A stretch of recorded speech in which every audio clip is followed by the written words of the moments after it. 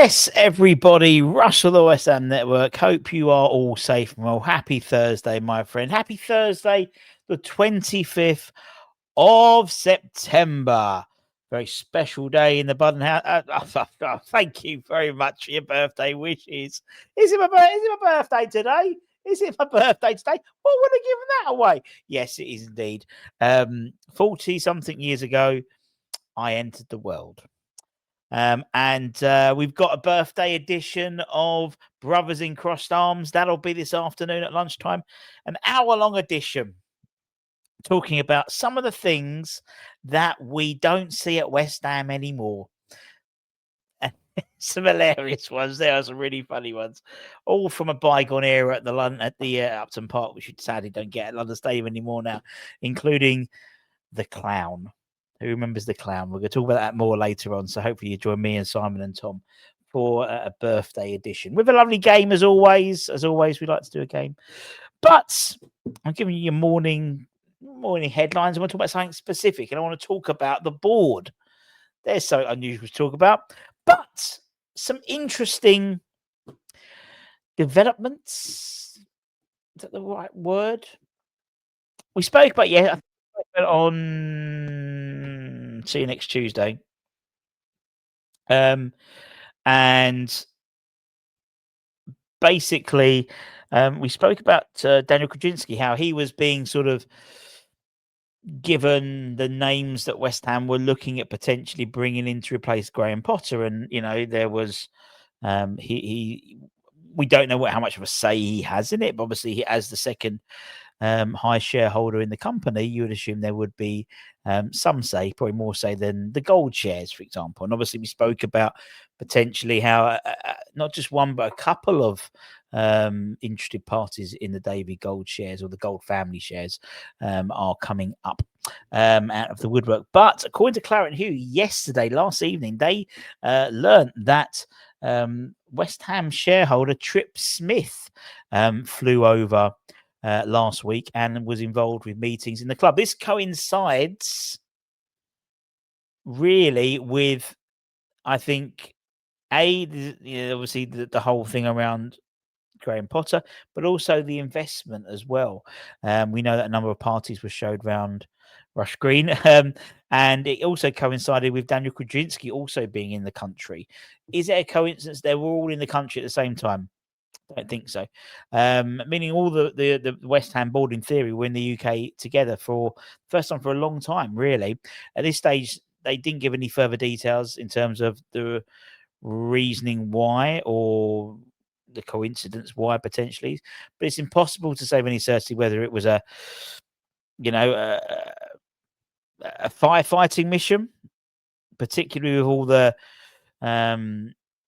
bad press and media that the club have received in terms of the protests and the potential boycott of the Brentford game, or whether it's connected to the potential Gold family share acquisition. As we said, there was at least one interested party shown around Rush Green last Thursday, I think it was. It's almost certain, however, that Tripp and Daniel Kretinsky were fully aware of the protests before Saturday's game.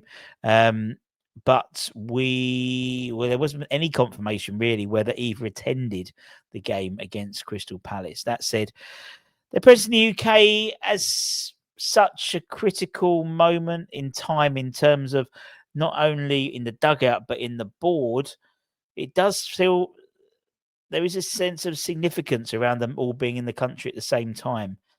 We're led to believe, according to the article, that Daniel Kretinsky was officially here on Royal Mail business.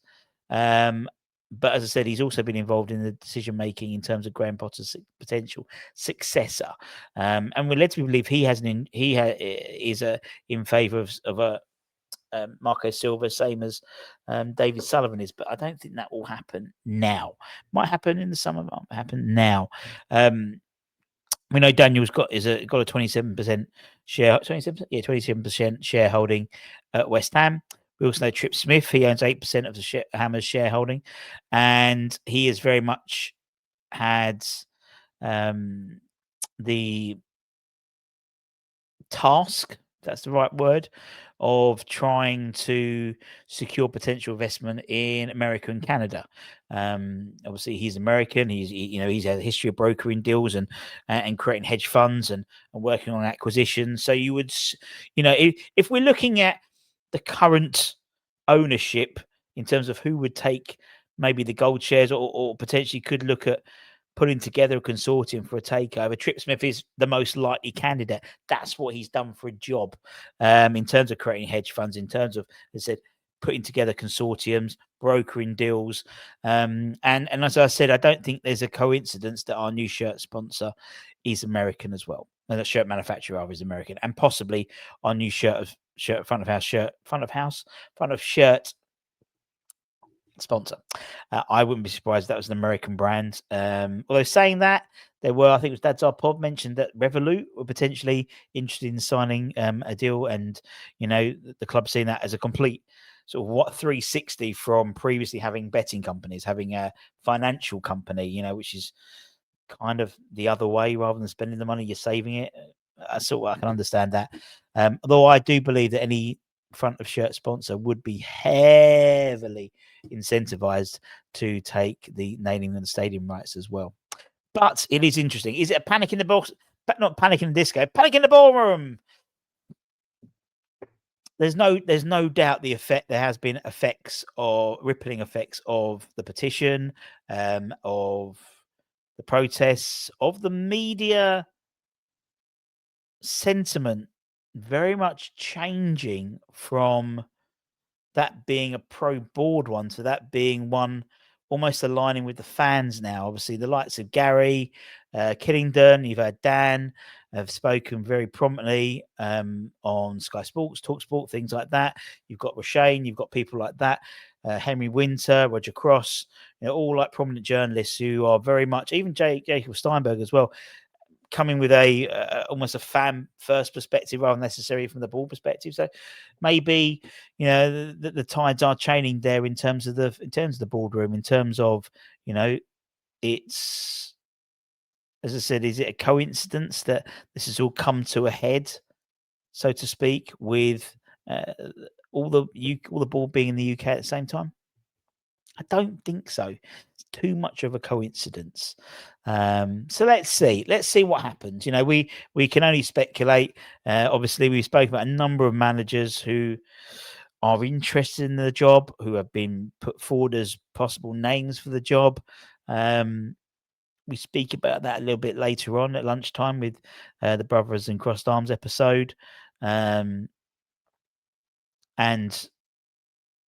yeah, we sort of whittle down to probably who's the most likely candidate out of all of them, and I think we probably know in terms of available, in terms of free.